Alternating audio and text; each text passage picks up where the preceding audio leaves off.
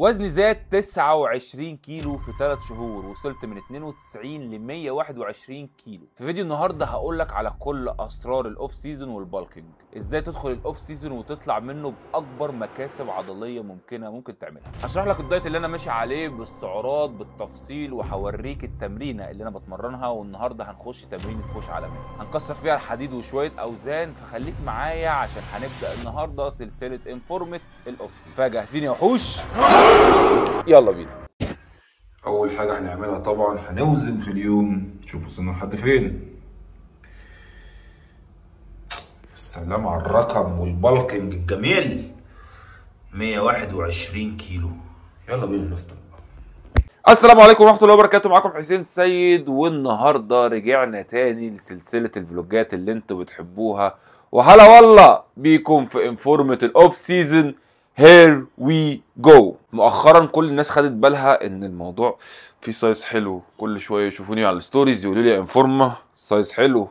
الكلام في الاوف سيزون اللي انا عايز اقوله لكم ان انا بدات اوف سيزون تقريبا من بعد اسبوع من اخر بطوله، يعني تقريبا انا بقالي بالظبط 3 شهور في الاوف سيزون. زي ما انتم شفتوا في اول الفيديو وصلنا ل 121 كيلو، والحمد لله ما شاء الله لا قوه الا بالله، نحمد ربنا على كل نعمه. احنا بدانا الاوف سيزون ده، اخر وزن انا قسته قبل المسرح بتاع اخر بطوله زي ما انتم هتشوفوا في الصوره دي كان 92.7، فانت بتتكلم تقريبا في 29 30 كيلو زياده في 3 شهور. الحمد لله اللهم بارك. وده عشان كده انا بدات الفلوجات اشرح لكم الاوف سيزون بتاعي بيبقى ماشي ازاي. وطبعا الناس هتسالني كتير، 30 كيلو انفورما، 30 كيلو ده مش كتير قوي على الفتره القليله بتاعت 3 شهور. اقول لك بس الفكره كلها في قابليه زياده الوزن. انا وزني او جسمي جيناته قابله ان هي تزيد بسرعه، لان انا في العادي اصلا وزني ما بيكونش 92 كيلو. لا ده انا فضلت فتره كبيره ما بين اول بطوله بتاعت الدبليو ام بي اف واخر بطوله بتاعت بطوله العالم،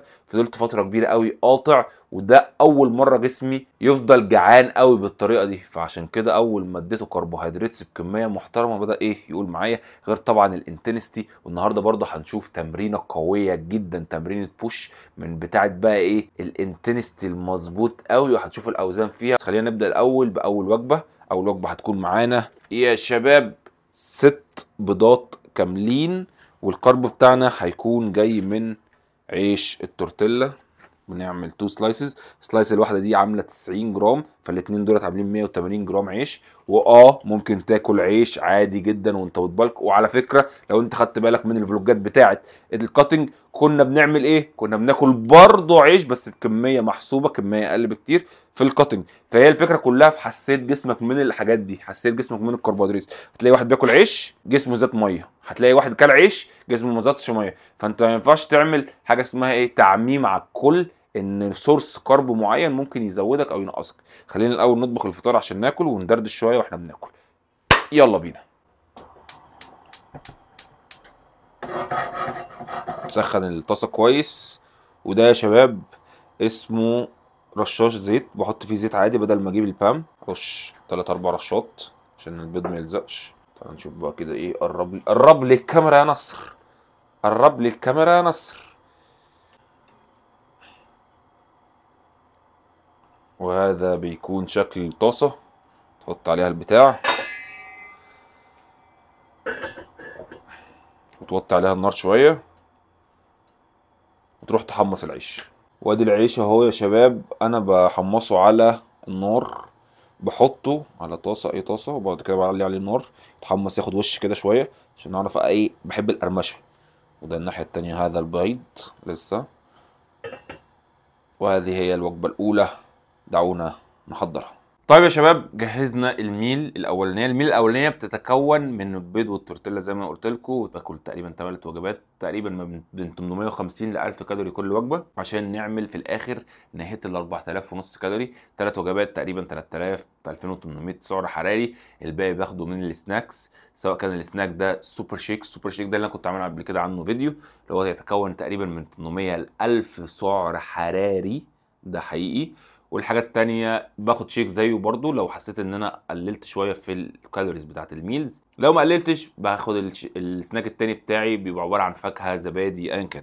السيزون ده مختلف يا شباب، مختلف تماما تماما تماما، لان انا مقرر ان انا هبدا اوف سيزون من بدري. كل مره ما كنتش بقرر الا قبليها عشان نمضغ، بس كل مره كنت بقرر ان احنا نخش السيزون متاخر حبتين 3. واكتر مره خدت فيها اوف سيزون قبل البطولات كلها اللي انا دخلتها اللي فاتت دي كان شهر ونص ماكسيمم خدت فيه اوف سيزون محسوب، وبعد كده بخش على الكاتنج على طول، معتمدا على العضلات اللي انا بنيتها في السنين اللي قبل كده. المره دي زي ما قلت لكم كده بعد اسبوع من البطوله على طول، يعني بنتكلم في 3 شهور دلوقتي، واقرب بطوله انا مخطط لان انا اخشها تقريبا كمان 7-8 شهور. انت بتتكلم ان انت عامل اوف سيزون محترم قوي قوي قوي. اول مره العضلات تحس ان هي داخله لها المغذيات اللي هي عايزاها عشان تكبر، اول مره تتحسب لها الانتنستي من بدري. كل ده بيخدم في ايه؟ كل ده بيخدم في الفورم اللي انت هتطلع بيه على المسرح. كمان الفتره دي الحمد لله مركز على موضوع الرجل، بلعبها من 2 ل3 مرات في الاسبوع. ده مخلي الدنيا عندي احسن شويه، وخصوصا تلاقي ان الكتله العضليه اكتريتها زادت في الرجل، لان انا بلعبها بتركيز اول مره دي. نكون مركزين المره دي على كاتيجوري معين زي البودي بيلدينج او كلاسيك، زي ما انا كنت عامل فيه استفتاء كده على الانستجرام. لو انت مش عامل لي فولو على الانستجرام هتعمل ايه دلوقتي؟ هتخش على اللينك بتاع الانستجرام في الانستجرام سيرش، تكتب انفورما 180، هتخش تعمل لي فولو عشان بنزل كل يوم ستوريز، بنزل كل يوم بوست هناك. المهم كنت بنزل، فالناس قالت ان انت انفورما الهيكل بتاعك احسن في الكلاسيك والبودي بيلدينج، وده كمان كان من راي الحكام.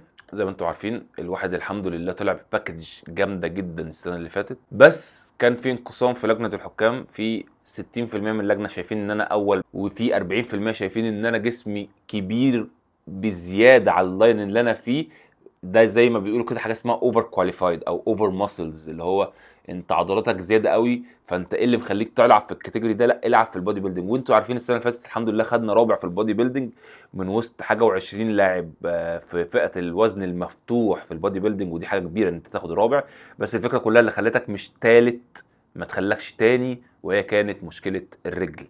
رجلي عملت فيها سايز السنه اللي فاتت، بس ما قدرتش اوصل للكونديشن المطلوب منها على المسرح. ليه؟ لان زي ما انتم عارفين واللي لسه متابع الانفورما جديد، انا عندي اصابات كتيره. متصاب 3 مرات صليبي بالظبط زي ما انت سمعت كده. مره جالي في الشمال وعملت العمليه، وبعد كده جالي في اليمين، وبعد كده جالي في الشمال اللي انا كنت عملت فيه العمليه اتقطع تاني.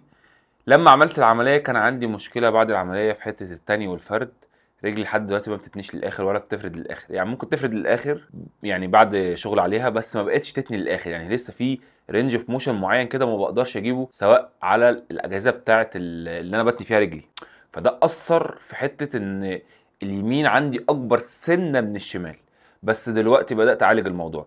حته بقى ان انت تبدا الاوف سيزون بدري، دي حته مميزه جدا انك تعرف تركز فيها على كل عيوبك، عشان تعرف انت كده كده عندك الطاقه، عندك الاكل الكافي ان هو يديك الانرجي انك تعرف تزق جامد في التمرينه. فانت بتصمم البرنامج بتاعك على الاساس ده، على اساس ان هو يعرف يخدم كل الويك بوينتس بتاعتك. انا دلوقتي ماشي من غير مدرب بس انا ماشي ان انا عارف ان انا بعمل ايه، كل حاجه بالعلم، كل حاجه بالخبره. دلوقتي هخلص افطار، نشرب الميه بتاعتنا، هنشرب شويه ميه مهمه جدا جدا جدا، ونخش نشتغل ونكمل بقيه اليوم. طيب يا شباب، ادينا قاعدين بنشتغل.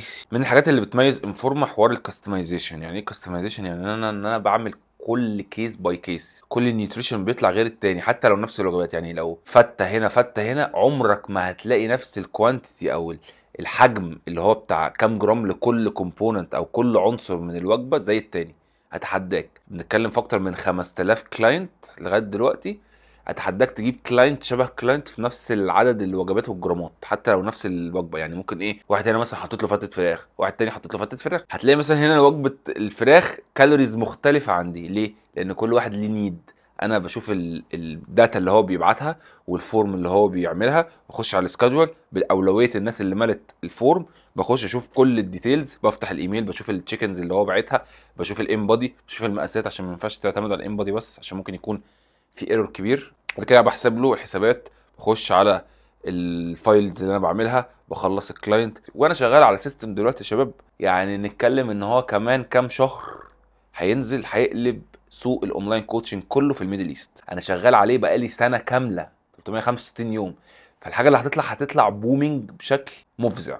بس فانت لو عايز تشترك معايا في الاونلاين كوتشنج وعايز تبدا في تغيير حياتك، كل اللي عليك تعمله انك تدوس على الزرار او اللينك اللي موجود في الديسكريبشن او في اول كومنت. هتلاقي دلوقتي في خصم استغل الخصم ده، احنا لسه في اول السنه ولسه الخصم مخلص. استغل الخصم ده انه يبقى بدايه ليك في رحلتك في سنه 2024 للفورمه. خلص شويه شغل وبعد كده هنعمل الوجبه الثانيه وننزل نتمرن تمرينه البوش الجامده قوي. كده خلصنا شويه شغل، قلنا بقى ايه ننزل الجيم. بس قبل الجيم هيبقى فيه البري ورك اوت سناك او البري ورك اوت ميل، هتبقى عباره عن شيك.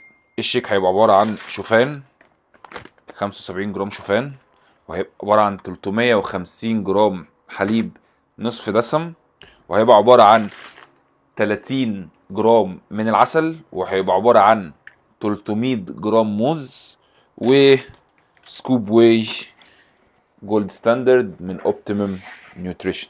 طبعا لو انت عايز تجيب الجولد ستاندرد من اوبتيمم نيوتريشن، هو يعني ده الاو جي بتاع المجال بتاع المكملات، خصوصا في الحته بتاعت المكملات بتاعت الواي. لو عايز تجيبه وتفكك بقى من حوارات بقى ان انت عايز تجيب حاجه اصلي ولا مش اصلي، انت حاطط في بطنك بطيخه صيفي، سواء في الكواليتي سواء في الاصلي. لو عايزه اصلي على طول هتروح على ايفت، تستخدم كود خصم انفورما، هيدوك خصم، وهم دلوقتي عاملين خصم فهيبقى خصم على الخصم وحاجه زي الفل. روح وما تنساش اي مكملات انت عايزها عشان تضمن انها اصليه، هاتها من ايفت وريح دماغك، استخدم كود خصم انفورما هيدوك احلى خصم. وكمان لما بتستخدم كود خصم انفورما بعد كده لما بتقول لهم انت تبع انفورما هم بيتوصوا بيك. يعني كل الكلام اللي انا قلته ده دلوقتي هنضربه في الخلاط. هسيب لكم برده السعرات الحراريه بتاعت ده، تقريبا بنتكلم في 900 كالوري تقريبا. فانا بقول لك باخد منه 2 في اليوم، فانت بتتكلم ان انا بدخل من مشروبين بس 1800 كالوري هاي بروتين، والكارب بتاعهم نضيف. هي دي الفكره، انت مش قادر تاكل في البالكينج، اشربوا شيكس، سهله وبسيطه. دي بتسهل عليا الدنيا جدا عشان اوصل لل 4500 كالوري اللي انا بكلمكم فيها. فهنعمل الشيك ونروح نلبس. بس ممكن ايه اوريكم شكل الشيك بعد ما يخلص.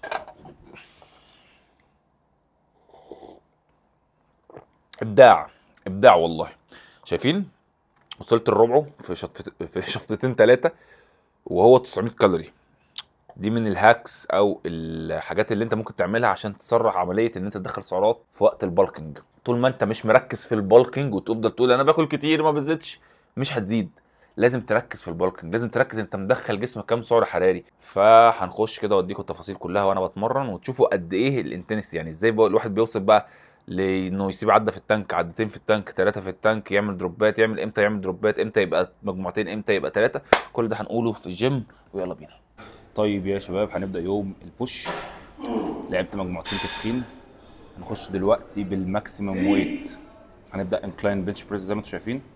هنخش بالماكسيمم ويت بتاعنا. هنلعب مجموعتين فقط، لان بدل ما انا كنت هلعبه 4 مجاميع هقسمه ما بين الدمبل والماشين.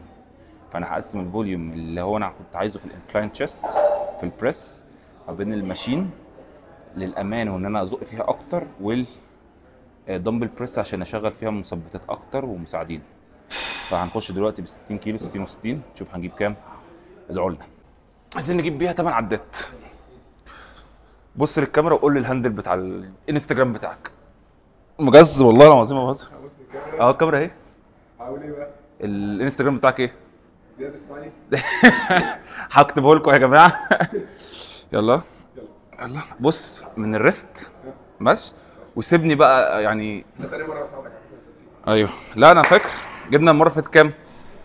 8. عايزين 8 او اكتر نكسر ان شاء الله. ماشي يلا. بسم الله. طلعت يا بطل. 1 2. ماشي يلا لوحدي. لوحدي خالص. يلا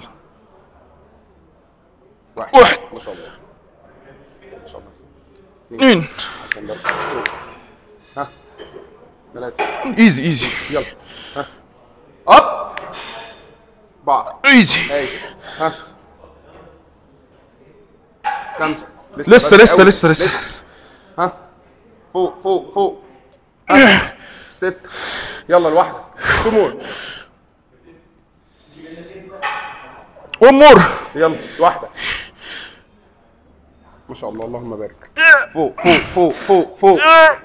فوق لوحدك. بس هو ده الفيلير اللي بيقولوا عليه. عايش يا جماعه، روحوا اعملوا فولو لزياد. بس كده شايفين زي ما انتم شايفين جبت 8 عدات 2 فيلير، ار اي ار 0، هنعمل باك اوف ست ان انا يا اما هثبت الوزن واجيب عدات اقل شويه، مش عارف اجيب 8 تاني كده الا لو ريحت اكتر، او اقلل الوزن وامسك في ال8 عدات ل10 عدات. ده تعريف الباك اوف ست. مش عارف اخد نفسي بس عشان وزن كان تقيل. انا هصور بس مجموعه التوب ست اللي هي اعلى وزن في كل تمرين عشان اوريكم برضو ايه الانتنستي في الاوف سيزون بتبقى عامله ازاي. طيب يا شباب، لعبنا ست تاني من الانكلاين، جبت فيها 60 كيلو، جبت بيها 6 عدات، يعني في عدتين سقطوا مني بس هو ده العادي. كان عندي اختيارين، يا اما العب بال 58 او 56 واجيب بيها من 8 ل 10 او اثبت 60. انا قررت اثبت 60 وكنت عارف ان انا لو جبت الفيلير هجيبها في 6 عدات او في 7 عدات، مش هعرف اوصل لل8 عدات الماكسيمم اللي انا جبته. ده لو انت فعلا جبت الفيلير في العدات المطلوبه منك. حبيب قلبي عامل ايه؟ ايه الاخبار؟ تاني شكل معانا هيستهدف الشيست، الفايبرز اللي في النص، الميدل فايبرز. هنلعبه على الجهاز. انا بلعب بس شكل واحد بس فري ويت، الباقي كله تقريبا اجهزه، يعني ما بقتش استعتمد على الفري ويتس كتير الا في اول شكل دايما اللي بديله كل الطاقه بتاعتي. دي هنلعب الجهاز ده ميزته ان هو بيقفل لفوق فيعرف يديك المدى الحركي الكامل وبيعرف يسترتش لتحت، بتعرف تادجست او تعدله على حسب طول ايدك. هنلعب ب 160، 80 في اليمين 80 في الشمال، ونشوف هنجيب كام عدة. قولوا لي برضو في الكومنتات تحت لو الستايل بتاع الفيديوهات دي احسن، اللي هي من غير اديت فيها كلام كتير ومن غير حتى موسيقى، فيها صوتي وانا بتمرن. قولوا لي. بس انا عايزكم تتعلموا حته ان انت توصل للفيلير ازاي. تشوفوني بعاني ازاي باوزاني الطبيعيه بتاعت كل يوم. يلا بسم الله. قرش. بسم الله. يلا. 1 2 3 4 5 6 عمر ايه 7 نص السبعة. لا اله الا الله. لازم تجيب اخرك يا باشا. حاسس ان انا خدودي في الكاميرا بقت شبه الدب اللي كان مع ليوناردو دي كابريو. لازم تجيب اخرك. وبعد التمرين بص، السيت عاديه جدا، مجموعه عاديه جدا، بتنفس بصعوبه لله لان الهارت ريت بتاعي زاد قوي عشان وصلت للفيلير او قربت منه. يعني هنا انا وصلت للفيلير، مش قادر اجيب حاجه كمان. دي توب ست، ثبت وزن، جيب 6 7 عدات تاني. نخش على الشكل اللي بعده. نخش على الشكل بتاع الكوستال هيد او زي ما متعرف عليه بالديكلاين تشيست.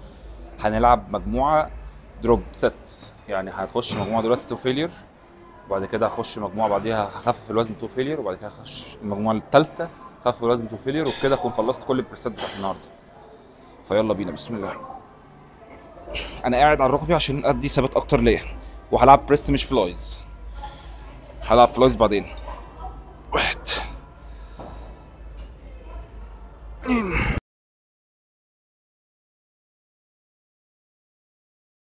اس امور.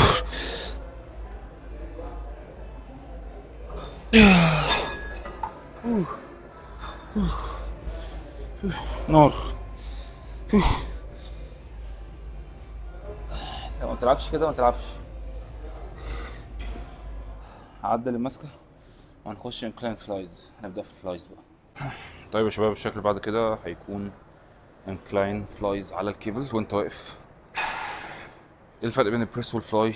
الفلاي هنحاول ان احنا بنتني كوعنا تانية بسيطه، ففي العده الايجابيه والسلبيه كوعنا ما بتنيش ويتفرد زي البريس، فالحمل اللي على التراي بيبقى اقل. التراي شغاله في الايسومتريك بس، الحركه الثابته. انت عملت كده بس، فانت قللت الحمل مع على التراي، فاكيد زودته على حاجه تانية اللي هو تشيست بس. هنلعب انكلاين وحاول هنلعبها دروب ست زي التكنيك بتاع الديكلاين اللي احنا لعبناه اللي فاتت. حاول. ميزه الجهاز ده بتاع الكيبل ان هو الدراعات بتاعته تتحرك فوق وتحت ويمين وشمال وبره لجوه، فيقدر يديك الاتاحه ان انت تلعب باي مدى حركه انت عايزه. يلا بسم الله. هدفنا نجيب 10 عدات وبعد كده ننزل 10 وبعد كده ننزل 10. يلا بسم الله، يلا بسم الله. 1 2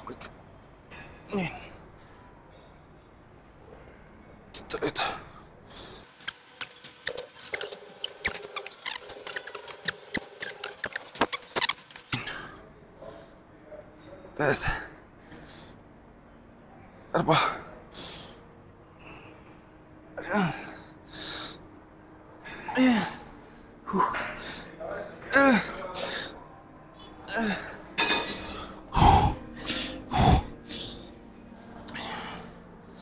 مش قادر. على الموت على الموت على الموت. دلوقتي هنخش تمرين للكريستال فايبرز. حلو قوي الجهاز ده، جميل. نحط ال 110، مش راضي يتحط ال 110. نرفع الايد بحيث يبقى على رينج. كل اللي هنعمله ان انا هميل قدام في العده السلبيه عشان اجيب اعلى ستريتش، عشان اعرف اخلي كوعي يرجع لورا، وانا طالع بمد لقدام عشان اجيب اعلى كونتراكشن. بالتكنيك ده هعرف اجيب كوستال فايبرز حلو قوي. يلا بسم الله. 1 2 3 بالراحة 4 5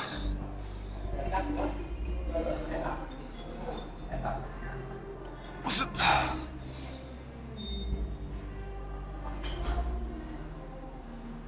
7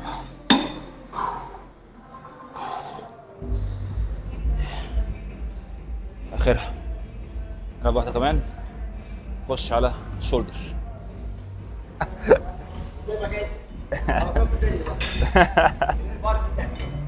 لا لا مش بتاعتي، مش بتاعتي. شولدر بريس على الجهاز عادي جدا، تبقى فرونت عشان نستهدف الفرونت دلتويد اللي هو الكتف الامامي. هلعب مجموعتين، المجموعه الاولانيه عادي والمجموعه الثانيه دروب.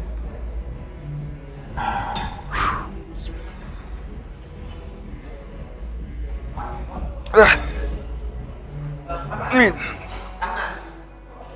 3 4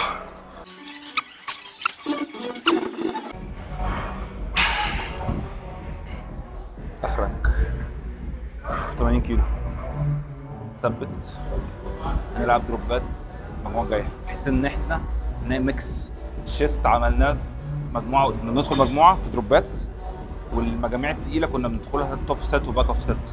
هنا هدخل توب سيت وهدخل دروب سيت عشان مش هدخل تمرين كتف امامي تاني. خلاص كده خلصنا تمرين الكتف الامامي بعد التمرينه دي. الجهاز ده حلاوته ان الايد جنبك، يعني اقوى مقاومه وانت نازل لسه وانت ايدك جنبك، عشان على قد الريست، يعني في مستوى الريست. لكن لما تجيبها من تحت اقوى مقاومه هتبقى فوق. نوع. يلا بسم الله. 1 2 3 4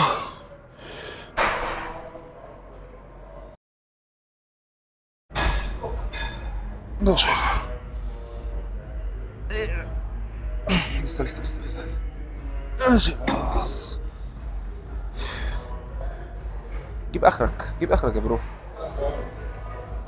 هتبقى من تحت خالص عشان نغير، بما اننا لعبنا اللي فاتت فنغير ايه وضعيه الانقباض شويه، وضعيه الحمل، حمل على الاستطاله وحمل على الانقباض. يلا بسم الله. بسم الله. 1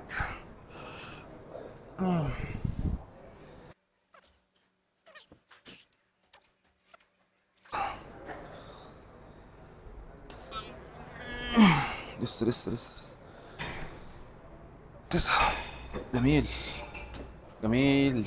الشكل اللي معانا دلوقتي نوصل للماكسيموم. عامل ايه؟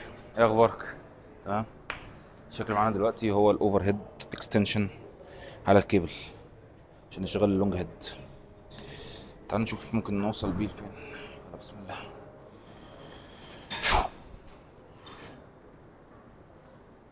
بسم الله. 1 2 3 4 5 6 7 8 9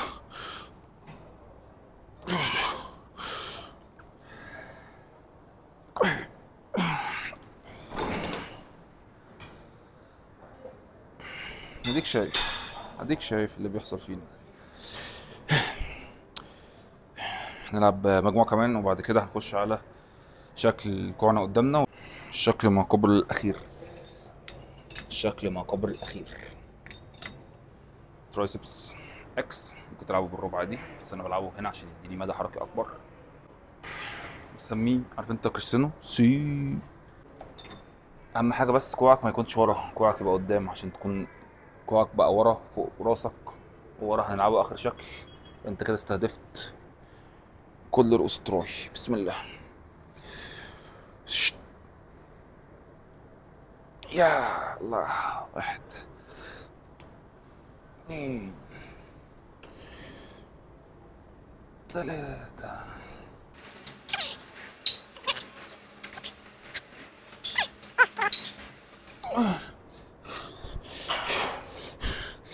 يلا يلا يلا يلا يلا. نار.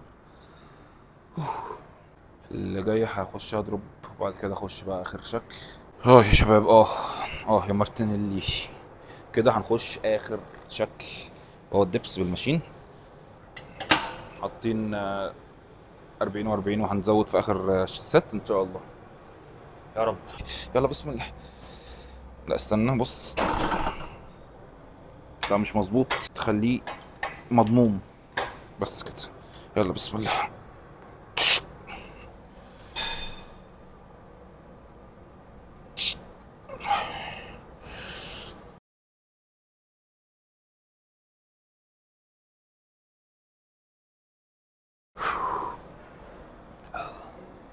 نخش المجموعة دي كمان مش مشكلة نصورها.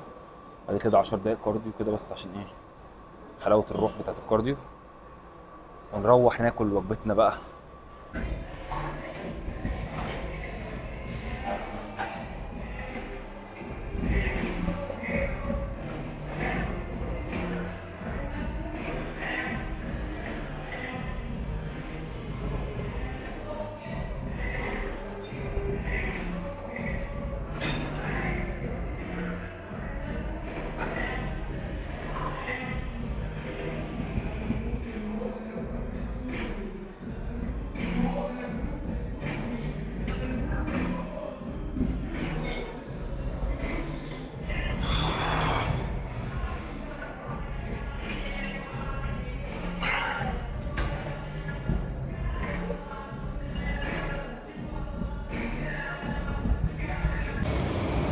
ال10 دقايق كارديو قلبوا تلت ساعة.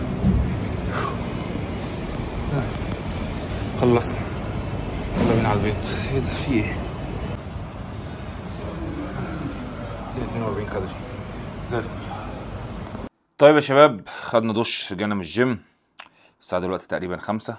خدنا سكوب كرياتين اللي انا بستخدمه من اوبتيموم نيوتريشن. الكرياتين المايكرونايزد ممكن تطلبه من ايفت اصلي 100% وممكن تاخد عليه خصم لو كتبت كود خصم انفورما. انا بفكرك بس اللينك تحت. الوجبة الرقم 3 اللي هي الأساسية هذه. تعال قرب يا ابني قرب يا احمد هذه. ايه العبارة ايه ده بقى يا انفورما؟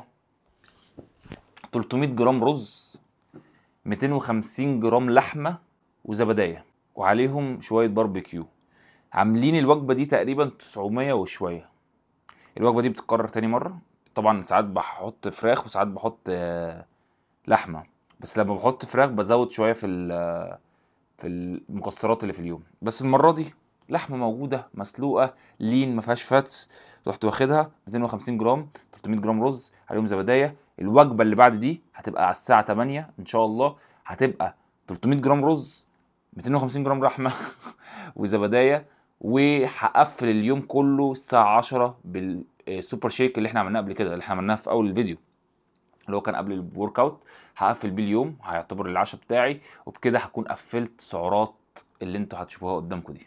بس يعني الواحد شفتوا التمرين كانت عامله ازاي، الانتنستي كانت عامله ازاي، الشده بتاعت التمرين كانت عامله ازاي قصدي. ده فلوج النهارده.